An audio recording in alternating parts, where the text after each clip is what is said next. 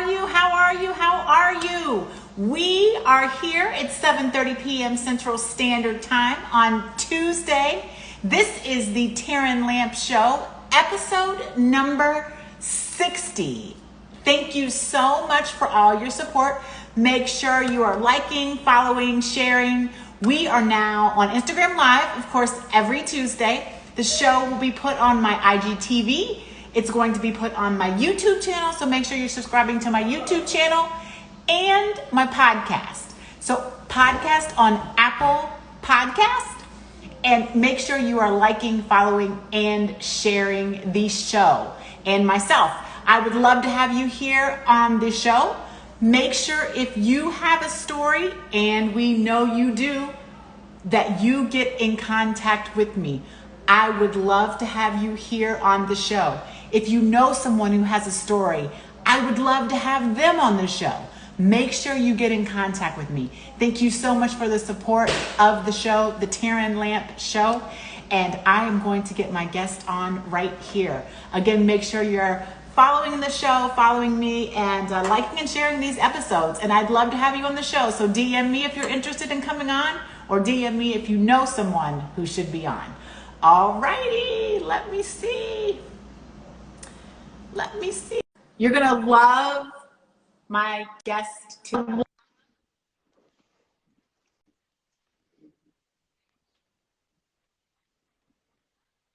Hey, I'm good, thanks. How are you? So I can. Can you hear beautiful. me? Yes, can you hear me? Or no? Yes. Yeah, well, You look so beautiful. I haven't seen you in you real are so life sweet. so long.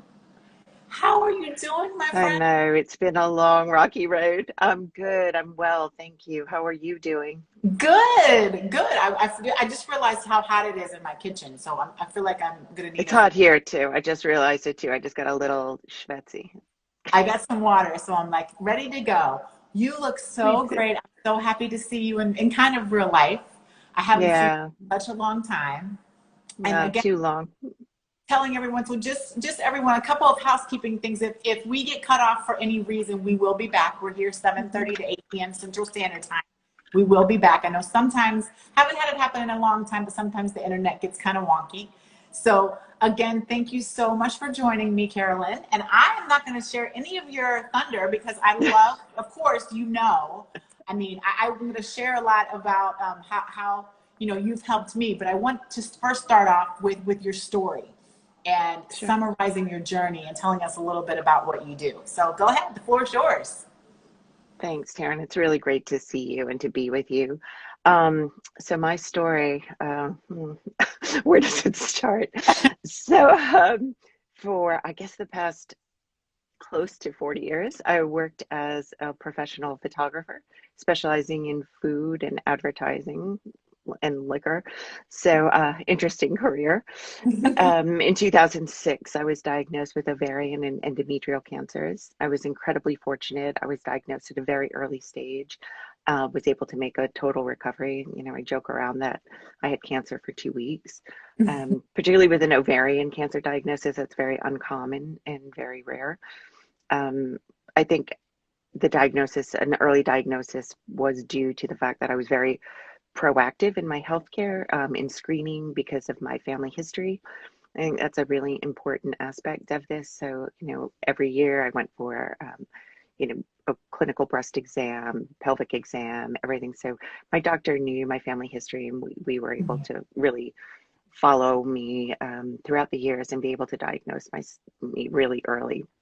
But, I think, as you know, you're never really the same after a diagnosis of cancer, even if that cancer was only a 2-week cancer. And I felt this really deep sense of change within me. And I felt compelled to want to do something to help others. But what was like, what am I going to do?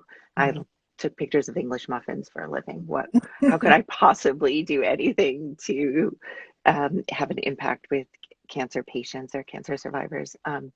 And then one day, probably 2 years after my diagnosis, I got a random email from British Airways, and it was a contest that offered 10 free business class flights anywhere in the world.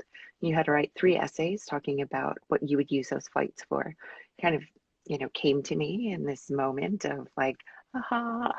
Mhm. And I just, just wrote from my heart about how I wanted to use these trips to document that the battle against cancer was universal, that regardless of where you live, the color of your skin, what God you believe in, it doesn't Mhm. really matter. Cancer doesn't see any of it. So I hit that send button, forgot about it for a few months, and then came into my office one morning to find out that I had won. And then I had the terrifying thought that now I actually had to do something with that. So You're like, professionally challenging. right?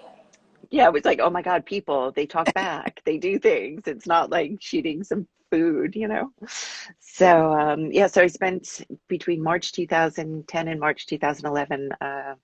I logged like 120,000 air miles going to 14 countries, interviewing patients, care partners, healthcare providers, trying to give this Mhm. global face to cancer. And one of the things that I saw was that there was really hardly anyone doing any work in education and support for cancer patients and their families. And so I founded a nonprofit organization called Global Focus on Cancer, in hopes to address those issues and those needs. So, I mean, it just like you said, you got that email and it was saying Yeah, you won, and you're like, "Ooh, sorry, the wind just slammed my door shut." That you got this email and you're like, "You won," you yeah, know. So, I mean, I'm sure there's a lot of people out there who think to themselves, like, "I'm going to apply for this. It's right. one, it's never going to happen," and then you're like, "Oh my gosh, now I got it, and now I won." What did that kind of thought look like? Maybe some advice for people who, one, maybe want to take that risk, right? Like maybe they do Yeah. something in their Yeah, you email. never know. You Yeah. just never know, right? So for some reason it resonated with those people. Hmm. I wrote from my heart. I read it to my husband. I didn't even keep a copy of it, right? I just did it right in the application. I had to ask them to send it back to me Hmm. after I wanted to be like, what did I write? Right. But I read it to my husband. He said, just send it. So I think if you go with your gut and you go with your heart, there's no reason not to try, right? Because that you can be rewarded for that as long as you feel like it's right. Was that your gut and your heart too that just told you to do Yeah, it? yeah. It was like, oh, this is it. This is what this is Hmm. supposed to happen. Yeah. Hmm. But I kind of then put it out of my head, right? Thinking, okay, I'm hitting the send button. I don't know how many people are. This is just a random British Airways email. If you've flown on British Airways, you're getting this email. Yeah. So, So you know, what did that teach you? What kind of lessons did it teach Carolyn? Like, that you can do it, that there's need for this. I mean, I think that clearly now, for fast sure. forward Yeah, for it. I think even with, a minimal Hmm. experience with cancer. I mean, it's plenty. I had a pretty major surgery and Yeah. you have a lot of repercussions after that you deal with and ongoing things. But I think if you can, for me, it was taking this negative and turning it into a positive, Mm-hmm. like looking at what can I learn out of this? What knowing I was so lucky, what can I learn? What can I give back? How can you turn this negative thing into a positive was really important for me. And I think it's, that can be a very helpful thing. For so many people, it's just negative, negative, negative. But like, how do you look at the other side of it? How do you turn that negative into something that can be impactful and be beneficial in your life and in other people's lives? And we've been able to do that with a nonprofit, over the past 10 years now that it's been going on. So, Yeah, would you want to share us a little bit about the whole organization? Because it's wonderful. And one of my questions too was, and I didn't text this to you, but I was just thinking about it.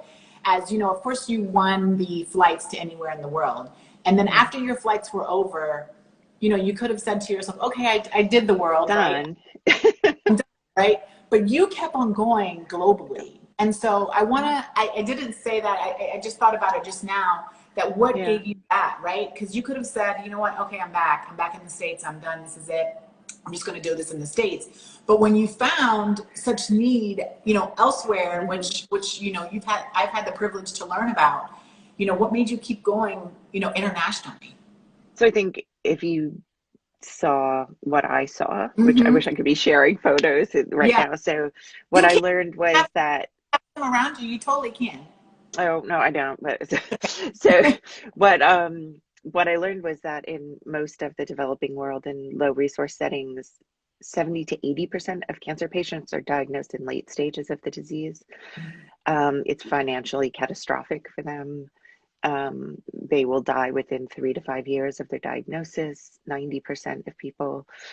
I saw 2 and 3 patients sharing one bed, patients with not having any information. Caregivers have to come with their family members to take care of the patients, feed them, care for them, the challenges, and then the real challenges of not having health literacy about their disease or Mhm. able to understand their disease and the treatment process. We take it so for granted in the United States that we're going to be led through this process, right? And we're not. We still have to do a lot of self-advocacy work. But Mhm. when you're in a country where, people just have no idea, they hear the word cancer, they think, it's a death sentence, number one.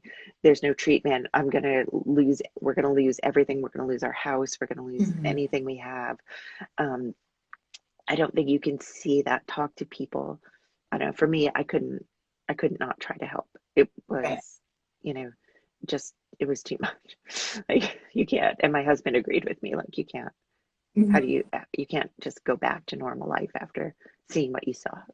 Yeah, I think that's part of it, right? It's just like you said, you know better, and now you have to do something about it. But I still commend your courage of taking that and making it into something. I mean, I do think once you see a lot of what you saw, and I've only seen like not even 2 seconds of it, because according as much as you have, but I just think once it's applauded to see once you saw something, you took action. And you didn't just take action in a small way, you took action in a big way.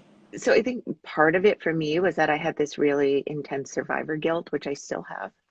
Mm. Um, because I was diagnosed so early, because I only had to have surgery, Hmm. because sometimes you just feel like, well, I really didn't even have cancer.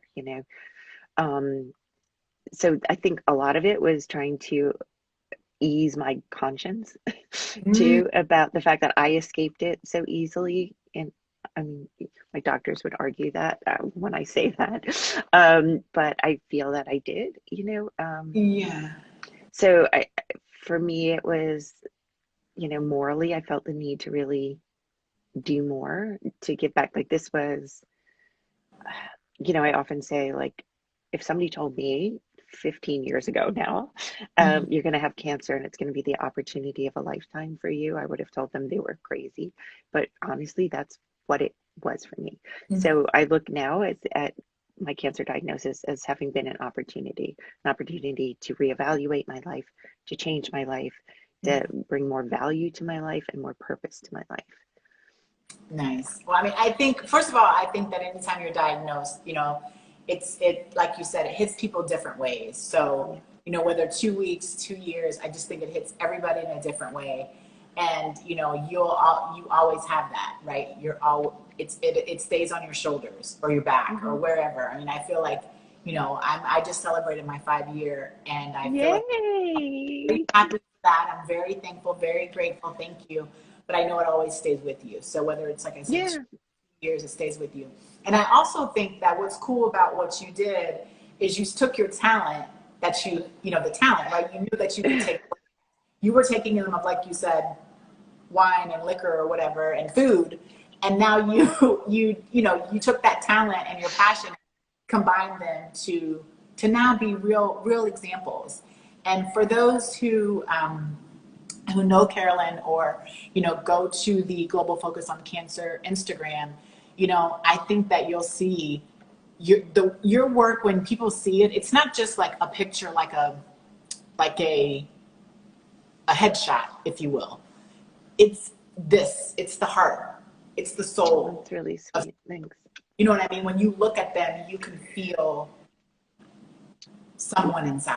Well, I think part of that is having had cancer. When you're photographing someone who also has had cancer, they feel really safe with you. Mm-hmm. That they know, you get it, you've been there, and Mm-hmm. you're in it together, so they feel really safe and really comfortable in opening up to you and talking, and then in having their photo taken. It's just, you make it a safe place for them. So You're getting some it's an amazing gift to have that connection with people. hearts on that one. Some hearts on that one. Mhm. So tell us a little bit about Global Focus on Cancer.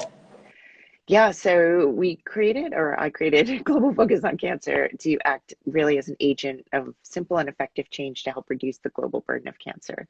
We do this through programs in education, health literacy, awareness, and support. We also do a lot to link clinicians to educational services, and so we've done most of our work actually is been in Vietnam. Um, Vietnam was, out of all the 14 countries that I went to, they were the most open and receptive and asked for help. Like, help us. We want to help our patients, but we don't know how. And here I'm coming in as a photographer, so there's been a huge learning curve over the years. And I've relied on incredible people to help guide and assist me in this. And it's the global cancer community is really tiny. There's not a lot of us that do this work, but they're incredible people that I've had the real honor to work with and to learn from, who have guided me into how to do this work. So my mantra is always, are your good intentions the best intentions? Because you really have to understand the situation where you're working, and to try to build services that are both appropriate for the resources and the culture. We actually published a paper yesterday on the resource and cultural adaptation of a peer-to-peer support program in Vietnam. So, Awesome. yeah, it was great. So we actually have an NIH grant running right now for that program as well. So we received an NIH grant with NYU, and we've been running a trial at 4 sites in Vietnam on peer-to-peer support using Okay. the adaptation model that you were supposed to come with us, but poor Taryn couldn't come with Got a blood. us. She got a No. blood clot and couldn't come. So on the first, when we did the very first training in 2017, so it's really exciting to see that come. But we've started with building these building blocks of support, and so we started with clinician-led support groups in the hospital setting, really trying to bridge this knowledge gap between patient and healthcare provider, and improve communications. So it gives an opportunity for patients to ask and their families to ask questions, to get answers, because in these settings, doctors have 1 to 2 minutes per patient. Oh, wow. 1 to 2 minutes to deliver their diagnosis and tell them their treatment plan. So Wow. these were monthly support groups, breast, colorectal, and general cancer. So we started, partnering with our Vietnamese partners. So all the main oncology centers in the country now have these support groups. They were meeting monthly. I think now they've gone to weekly, which is really exciting. Um, then again, we introduced peer-to-peer support. So in the absence of professional psychosocial support, many countries, I mean, there's 23 countries in Africa that don't even have radiation therapy available, let alone supportive services. So, so patients, they come, they have no idea about their diagnosis or their treatment. So it's terrifying for them. So we're just trying to provide some education, some information to them, trying to move forward. So I benefited from peer-to-peer support when I was diagnosed through Mount Sinai in New York, where I had my surgery.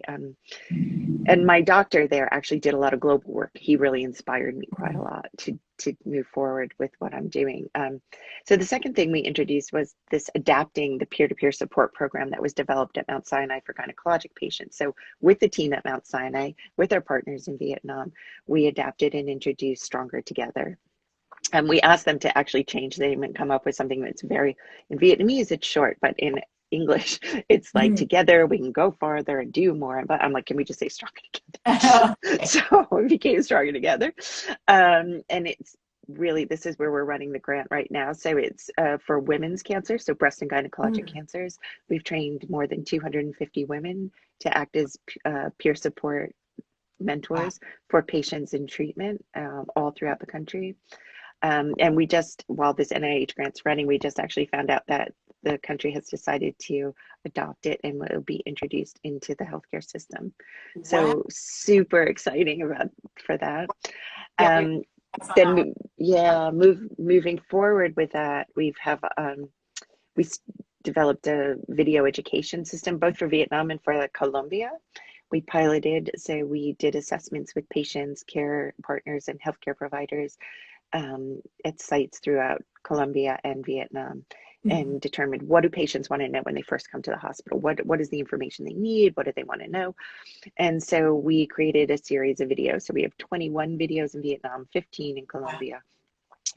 They're delivered by healthcare providers or survivors talking about those needs. It was supposed to Mhm. launch, of course, March 2020. So Oh, not exactly in waiting rooms, because the waiting rooms are always packed. And now it's oh. like, oh my God, they can't be in the waiting rooms.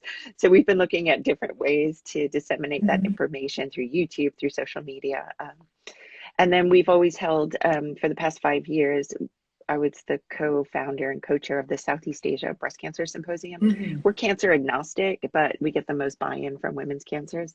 So we just had last weekend, actually, was Indonesia was the host. It was our first virtual event. Okay. And we had more than 1,200 participants from Wow. 22 countries. Yeah, it First. was really exciting. We had we had the endorsement of the American Society of Clinical Oncology. We've always had the endorsement of the American Society of Clinical Pathology. So they actually all they did a session. They co-shared a session with the Indonesian team Wow. too on multidisciplinary care. So we're really excited about that. And next year it'll be in the Philippines. So it convenes. It's really interesting. So it's both CME and advocacy work. So it Mhm. provides a lot of benefit for clinicians in continued medical education, as well as for patients and patient advocates to improve capacity for them. We really work hard to build advocacy skills so they can move forward in their work and bring more to their countries and to help patients. Did you ever in a million years? No. Right. Right. It started off by you doing a random application Yeah. about going somewhere and, taking pictures, what you did for your profession and then combining that. I mean, Yeah. just hearing what you're doing and what you continue to do. I think, I don't even remember where or how we met. I don't even remember. But I know I I was do. It was on what a point. psychologist in Chicago who had done some work in Vietnam, and I Okay. was introduced to her. Somebody says congratulations. Ah, Tien. Yeah. Thanks, T.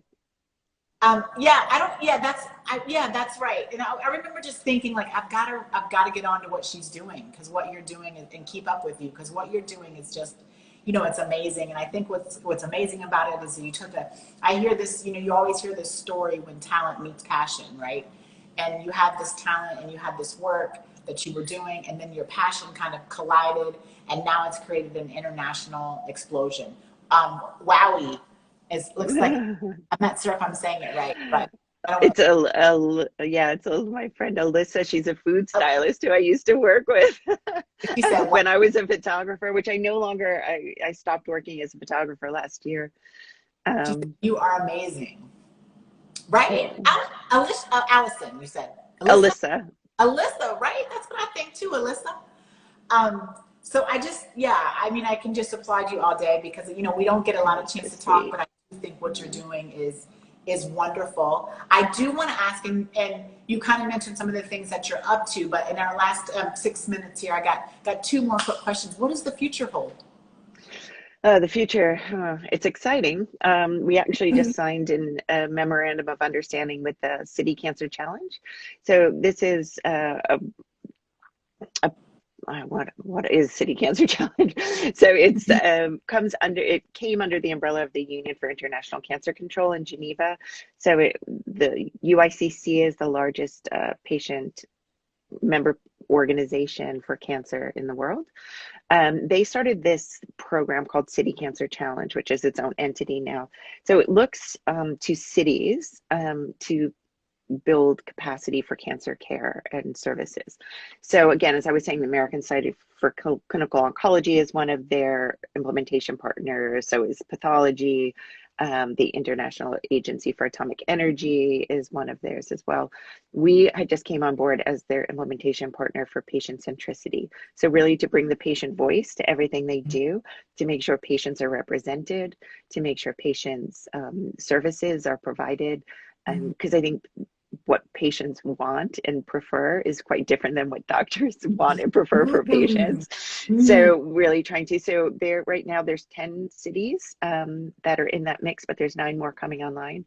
So 19 cities in different countries that we'll be working with to help really build patient centricity and build the voice of advocacy and strengthen patient services.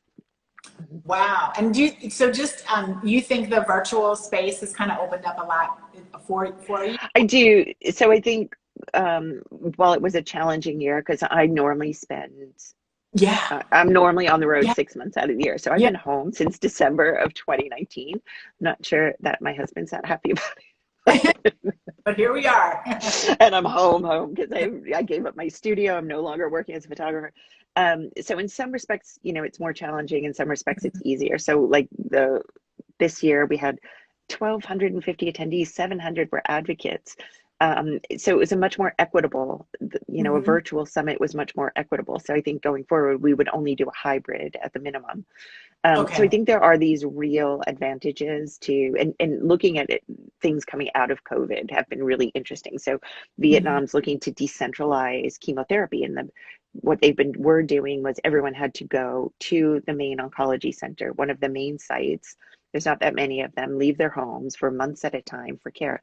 But because of COVID, they're decentralizing chemotherapy. So they're building capacity at the provincial level. So patients don't have to travel so far for care. So patients have more timely care, more appropriate, easier for their families, for them to navigate and negotiate. So I think there's a lot of really exciting things that can come out of this lockdown. Yeah. I mean, the virtual space has opened up a lot, right? Yeah, for sure. It gave us some challenges, but it actually gave us some things that, like you said, now it gave us some things where we can open up, and 1,200 people, that's a lot. You know what I mean? That's amazing. Yeah. And virtually, that's great. TK Claire says so inspiring, and thanks us both. So thank you, TK Claire. I hope I'm saying that right. And so the last question is always it's kind of a surprise question, but if you've listened to episodes, you might know it. And that is, so for those listening, I am rescuing cats in my backyard. This has nothing. Oh, question. Let's get to the question. Do you see that question? How have you been able to maintain connection and support with areas of the world that may not be advanced technologically or structurally? So everybody's connected. It's pretty amazing. You can be out in the middle of nowhere and somebody's got a flip phone and can get some sort of information. So I think because we work programmatically and not we really try to build programs within a system so the work is sustainable, appropriate, and sustainable. So pretty much we're working a lot with doctors and then advocates, and the people we work with have been everybody has access to technology. I think in some ways, particularly Southeast Asia is way more tech savvy than the United States is. I have way better cell service when I'm like in Cambodia than I do in New York sometimes, Oh, go figure. So I think it's not too much of an issue, thankfully. That's a good question, because I would think too. I would think that there might be some challenges there, but that's good to know. It's much cheaper too. Like data is so much cheaper in other countries. Okay. So and accessible. So anyway, the one question cat rescue to do with cancer or anything like that, everybody who knows me knows I'm doing this whole cat rescue situation. That's a whole nother Instagram live.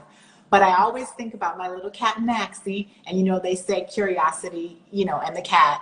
So anything, it could be about your business, it could be about global focus on cancer, it could be about just Carolyn. What are you curious about? Oh God. Surprise question.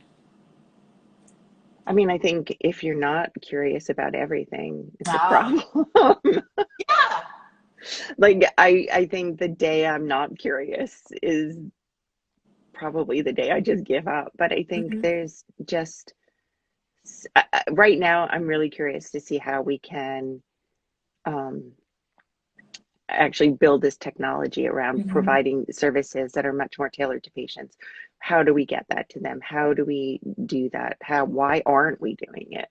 You know, why isn't the patient voice at the top of the list? Why isn't Mm. it driving everything that we do? Yeah. So I think those things are, I'm really curious why that doesn't happen, Yeah. Yeah. why the establishment is so anti the patient Hmm. voice leading the way.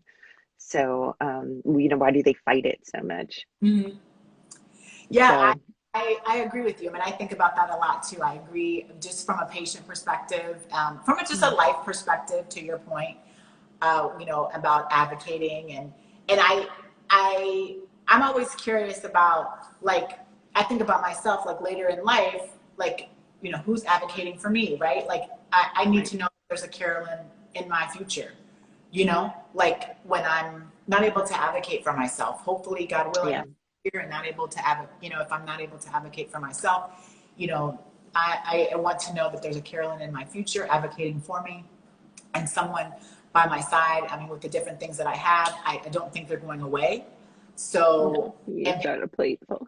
to your point, the voice of the patient kind of needs to be, that priority. So we are at Mhm. 8:01, and I try to make sure I respect your time and the times of those of No, their. it's fine.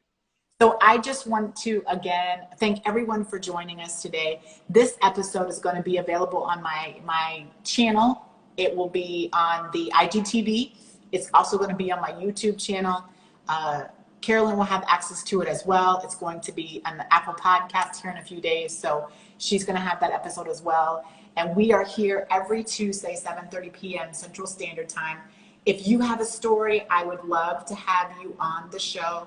If you know someone who has a story, I'd love to have them on the show. Carolyn and all of our guests have been so gracious. This is all by word of mouth. This is all volunteer. And it's all about positive vibes and sharing stories and just getting some love in this world that we need so much. And people like Mhm. Carolyn are literally spreading love globally. And I think that's amazing. I wouldn't have gotten a chance to do some of the things that I've gotten to do if it wasn't for you. And Mm. so I personally want to thank you. Like I said, I feel like everybody, we none of us talk as much as we should or could, but I always like to take this opportunity to thank you for, what you've poured into me, because in the short amount of time that we did get a chance to spend in live together, you've poured into me some knowledge that I wouldn't have had without you. And Same here with you. I did make good on my trip to Vietnam. I did go. I didn't get to go just at the same Yeah. time, but I learned a lot while there as well, meeting some people that you introduced me to, and just learning. And so I'm thankful to be able to travel there and learn about I the. know. I think Vaughn was on before. Oh, yeah. Yeah. Okay. So I think somebody that you know was on before from Vietnam. I Wow. saw her in. So, Wow. That's awesome. mhm. Well, thank you so much. I'm going to My pleasure. give you a call after this just to, touch Okay. base. But again, everybody, we're back here each Tuesday, 7:30 p.m. Carolyn, thank you so much for your time Thank and your you. talent. Thanks, Everybody, Carolyn. be good to yourself and each other. Bye-bye. Bye.